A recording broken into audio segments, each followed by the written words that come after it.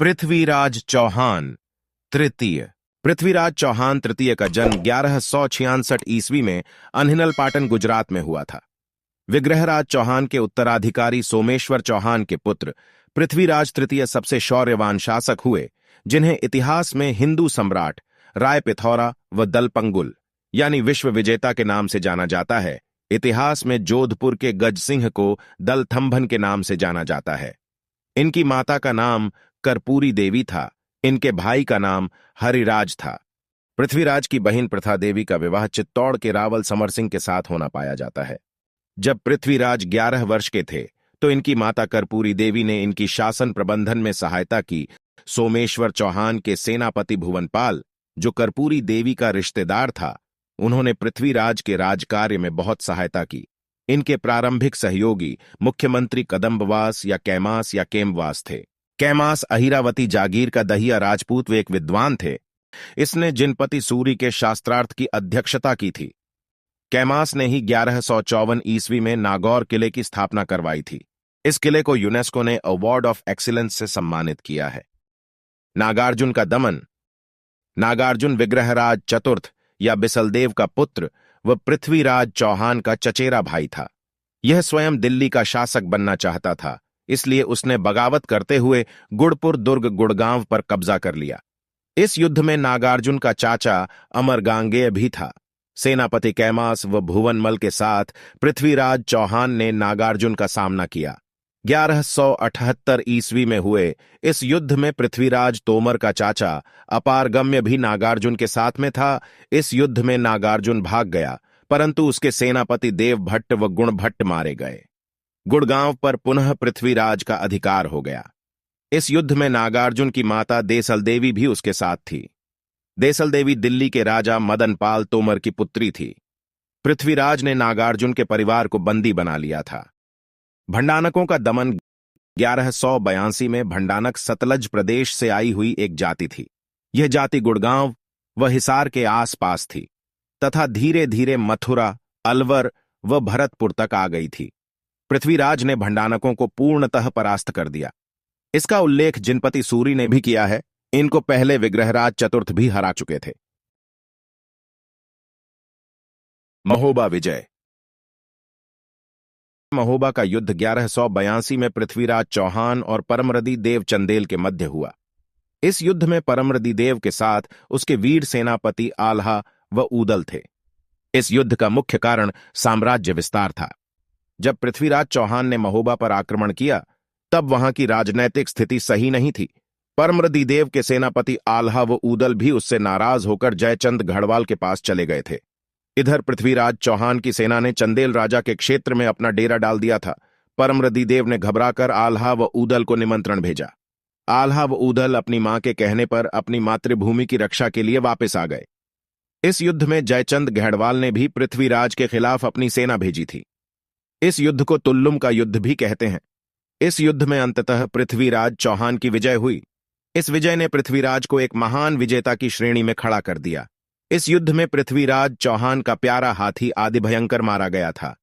पृथ्वीराज ने युद्ध जीतने के बाद परमरदीदेव चंदेल को माफ कर दिया और आल्हा व ऊदल वीर गति को प्राप्त हुए।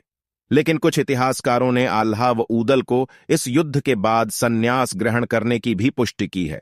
ये दोनों इस युद्ध में वीरतापूर्वक लड़े थे। इनके लिए जगन्निक ने कहा भी है, 12 बरस कुक्कर जिए, 13 बरस सियार बरस, 18 क्षेत्रीय जिए, बाकी जीवन धिक्कार।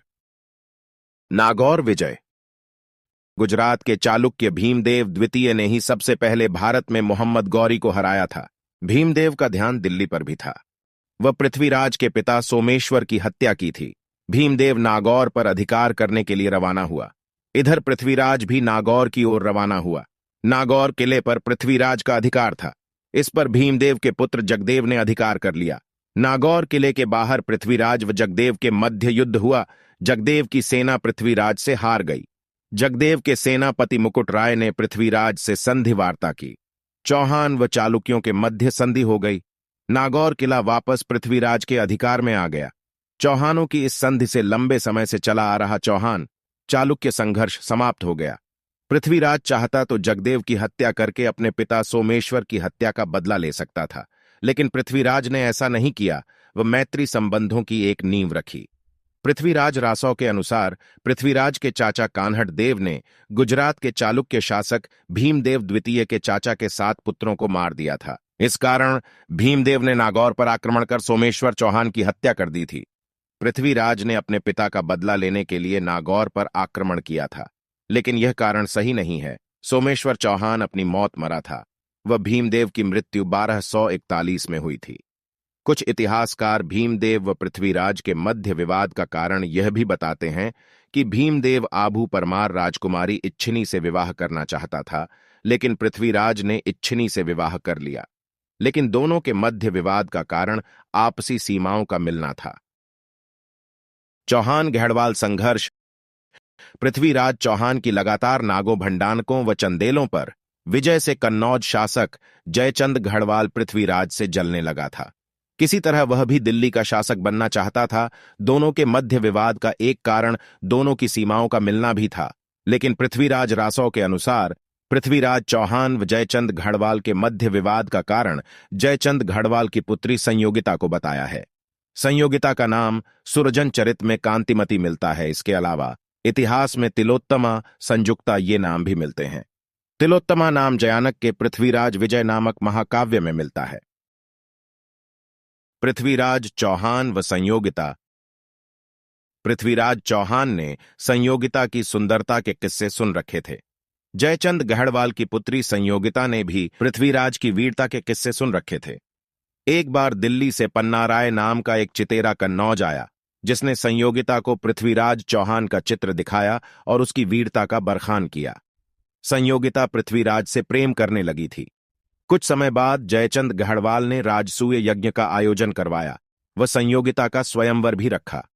जयचंद ने पृथ्वीराज चौहान के अलावा सभी राजाओं को स्वयंवर के लिए निमंत्रित किया। पृथ्वीराज की छवि खराब करने के लिए पृथ्वीराज की आदमकद मूर्ति द्वार पर लगवाई और द्वारपाल की तरह हाथ में भाला भी पकड़वाया। पृथ्वीराज को स्वयंवर की सारी जानकारियां मिल रही थीं। जब संयोगिता स्वयंवर में आई तो उसे पृथ्वीराज नहीं दिखाई दिए। राजकुमारी ने वरमाला पृथ्वीराज की मूर्ति को पहना दी। तभी वहां पर पृथ्वीराज भेष बदलकर पहुंच जाते हैं और संयोगिता को अपने साथ घोड़े पर बिठाकर अजमेर ले आते हैं। इसी बीच जयचंद पृथ्वीराज को सैनिकों के साथ रोकने की कोशिश भी करता है, लेकिन वह नाकाम रहता है। अजमेर में पृथ्वीराज और संयोगिता का विवाह संपन्न हुआ। दशरथ शर्मा इस कहानी को सत्य व प्रेम प्रधान बताते हैं। डॉक्टर ओझा व डॉक्टर त्रिपाठी इस कहानी को किसी भांट की कल्पना बताते हैं। डॉक्टर त्रिपाठी के अनुसार उस समय तक राजसूय यज्ञ की प्रथा समाप्त हो चुकी थी। शहाबुद्दीन गौरी। मोहम्मद गौरी तुर्कों के शंसबानी वंश का था। खुरासन विजय के बाद शहाबुद्दीन की उपाधि मुइजुद्दीन हो गई थी। इसका पहला आक्रमण 1175 में मुल्तान में करमाथी जाति के सियाओं के खिलाफ था। इसने गोमल दर्रे से भारत में आक्रमण किया था। 1178 में गौरी ने गुजरात के भीमदेव चालुक्य पर आक्रमण किया। भीमदेव ने काशहद मैदान में गौरी को हरा दिया। यहां यह गौरी की भारत में पहली हार मानी जाती है। गौरी मुसलमान प्रारंभ में गजनी के अधीन थे। तराइन का प्रथम युद्ध। यह युद्ध पृथ्वीराज चौहान व मोहम्मद गौरी के मध्य 1191 को हुआ था। इस युद्ध का कारण भटिंडा पर गौरी का 1188 में अधिकार होना था। भटिंडा पर पृथ्वीराज का अधिकार था। तराइन का प्रथम युद्ध हरियाणा के करनाल में तराइन नामक स्थान पर हुआ। इस युद्ध में पृथ्वीराज के साथ दिल्ली से गोविंदराय था। वह पृथ्वीराज का सेनापति खांडेराव था। पृथ्वीराज चौहान इस युद्ध में विजय हुए। गौरी को बंदी बनाया गया, परंतु कुरान की कसम खाने पर पृथ्वीराज ने माफ करके छोड़ दिया। तराइन का द्वितीय युद्ध। इस युद्ध में गौरी 1,20,000 की बड़ी सेना लेके पृथ्वीराज से युद्ध करने पहुंचा। गौरी ने लाहौर से कयाम उल मुल्क नामक दूत भेजा। बाद में दूसरा दूत रुग्नुद्दीन हमजा को भेजा। इधर से पृथ्वीराज अपनी सेना के साथ रवाना हुए, लेकिन उसका सेनापति उदयराज समय पर रवाना नहीं हुआ। पृथ्वीराज के कुछ विश्वस्त मंत्री गौरी से मिल गए। गौरी के साथ अफगानिस्तान के 4 प्रसिद्ध सेनापति खरमेल, इलाह, खारबक व मुकलबा इस युद्ध में थे। पृथ्वीराज की सहायता के लिए इस युद्ध में मेवाड़ के सामंत सिंह, दिल्ली के गोविंदराय और जालौर के समरत सिंह भी लड़े थे। आपसी रंजिश व तुर्कों की धोखेबाजी के कारण इस युद्ध में पृथ्वीराज की हार हुई। फरिश्ता के अनुसार इस युद्ध में पृथ्वीराज चौहान के पास 3 लाख सेना थी। इस युद्ध में गोविंदराय मारा गया और पृथ्वीराज को सिरसा के पास पकड़ लिया। बाद में तुर्कों द्वारा उनकी हत्या कर दी गई। पृथ्वीराज चौहान की मृत्यु संबंधी इतिहासकारों की विचारधाराएं। पृथ्वीराज रासो के अनुसार गोरी युद्ध के बाद पृथ्वीराज को गजनी ले गया। वहां पर उनको अनेक यातनाएं दी, उनकी आंखें फुड़वा दी। फिर पृथ्वीराज के दरबारी कवि व मित्र चंद्रबरदाई भी उनके पीछे गजनी चले गए। गौरी के सामने चंद्रबरदाई ने पृथ्वीराज की शब्द भेदी बाण विद्या का बरखान किया। गौरी ने दरबार में ये विद्या सबके सामने देखने की अनुमति दी। तब चंद्रबरदाई ने दोहे के माध्यम से पृथ्वीराज के द्वारा गौरी की हत्या करवा दी। 4 बांस 24 गज अंगुल अष्ट पर मार, तापर बैठियो सुल्तान चूक मती चौहान। गौरी की हत्या के बाद चंद्रबरदाई की कटार से पृथ्वीराज और चंद्रबरदाई ने भी स्वयं को खत्म कर लिया। चंद्रबरदाई गजनी जाने से पहले अपना महाकाव्य पृथ्वीराज रासो अपने पुत्र जलहण को सौंप दिया और उसे निर्देश दिया कि इसे वहीं पूर्ण करेगा। हम्मीर महाकाव्य के अनुसार मोहम्मद गोरी ने पृथ्वीराज चौहान को कैद कर लिया था और फिर कैद करने के बाद पृथ्वीराज चौहान की हत्या करवा दी गई थी। पृथ्वीराज प्रबंध में यह बताया गया है कि मोहम्मद गौरी द्वारा पृथ्वीराज चौहान को कैद करने के बाद अजमेर लाया गया। पृथ्वीराज के सामने सिंहासन लगाकर मोहम्मद गौरी अपना राज कार्य किया करता था। यह बात पृथ्वीराज चौहान को बहुत अपमानजनक लगी, इसलिए उन्होंने अपने पूर्व मंत्री प्रताप सिंह को धनुष बाण लाने को कहा ताकि वो मोहम्मद गौरी की हत्या कर सके। प्रताप सिंह ने पृथ्वीराज चौहान को धनुष बाण तो लाकर दे दिए, लेकिन इस बात की सूचना मोहम्मद गौरी को जाकर दे दी। इस कारण मोहम्मद गौरी ने एक गड्ढा खुदवाया, उसमें पृथ्वीराज चौहान को फेंकवा दिया और उनके ऊपर पत्थर डाल दिए गए, जिसके कारण पृथ्वीराज चौहान की मृत्यु हो गई। अबुल फजल के अनुसार पृथ्वीराज चौहान को गोरी गजनी ले गया था, वहीं उनकी मृत्यु हुई।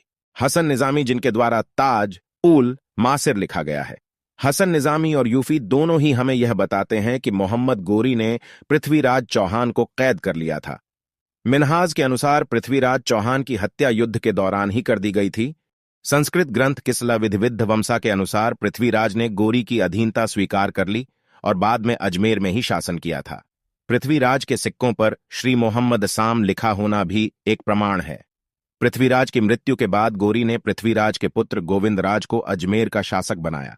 पृथ्वीराज का स्मारक अजमेर में है और इनकी छतरी गजनी में है, जिस पर दिल्ली का हिंदू काफिर राजा लिखा हुआ है। वहां के लोग इस छतरी पर जूते पत्थर मारते थे। पृथ्वीराज और गोरी के मध्य हुए युद्धों के अलग अलग काव्यों में अलग अलग प्रमाण मिलते हैं। पृथ्वीराज रासो के अनुसार पृथ्वीराज और गोरी के बीच 21 बार युद्ध हुए। हम्मीर महाकाव्य के अनुसार 7 बार युद्ध हुए। पृथ्वीराज प्रबंध के अनुसार 8 बार युद्ध हुए। प्रबंध कोश में 20 बार का उल्लेख मिलता है और प्रबंध चिंतामणि में 23 बार युद्ध में गोरी का हारना लिखा है। पृथ्वीराज चौहान के दरबारी कवि चंद्र या चंद्रबरदाई, जिसे पृथ्वी भट्ट भी कहते हैं, इनकी कृति पृथ्वीराज रासो पिंगल भाषा में थी। ज्ञानक, इन्होंने पृथ्वीराज विजय नामक महाकाव्य की रचना संस्कृत भाषा में की थी। इन्हें कहीं कहीं जगनक या जगन्नाथ भी लिखा गया है। ये मूल रूप से कश्मीर के थे। पद्मनाभ, अजमेर में पृथ्वीराज ने कला व साहित्य विभाग की रचना की, जिसका अध्यक्ष पद्मनाभ को बनाया था। इनके अलावा वागीश्वर, जनार्दन, विद्यापति गौड़, विश्वरूप, आशाधर आदि दरबारी कवि थे। पृथ्वीराज चौहान के निर्माण कार्य। पृथ्वीराज ने दिल्ली में राय पिथौरागढ़ या लाल कोट का निर्माण करवाया था, जो अब खंडहर के रूप में अपनी पहचान बनाए हुए है।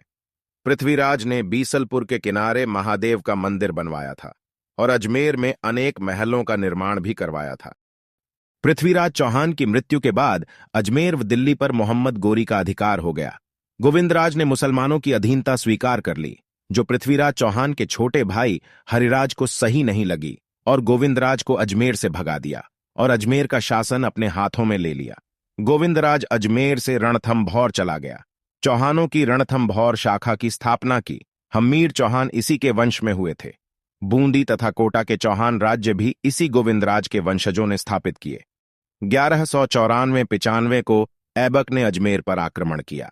हम्मीर महाकाव्य के अनुसार अपनी पराजय निश्चित जानकर हरिराज और उसका सेनापति जैत्र सिंह अपने स्त्री समूह सहित जीवित ही अग्नि में प्रवेश कर गए।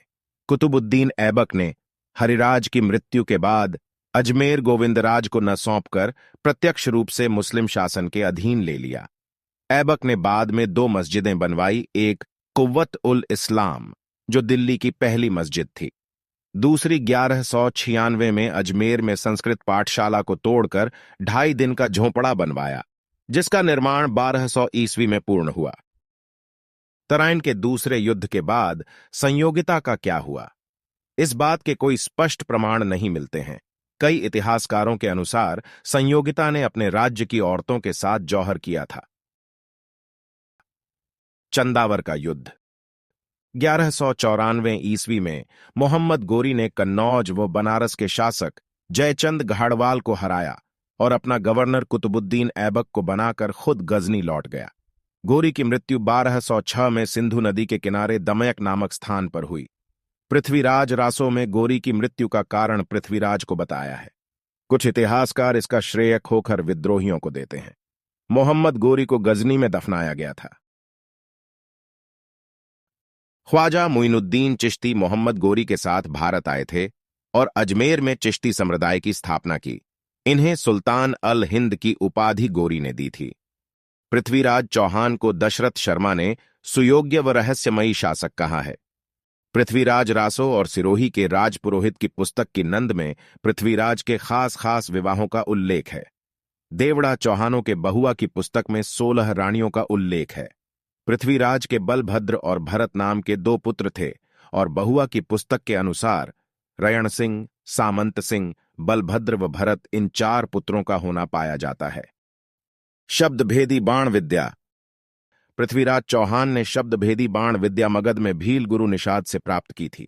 कुछ किंवदंती के अनुसार तराइन के दूसरे युद्ध के बाद इन्हें यह विद्या स्वयं महाभारत के अश्वत्थामा ने दी थी। अश्वत्थामा भगवान श्री कृष्ण के श्राप के कारण धरती पर भटक रहे हैं, लेकिन ये बात इतिहासकार नहीं मानते हैं।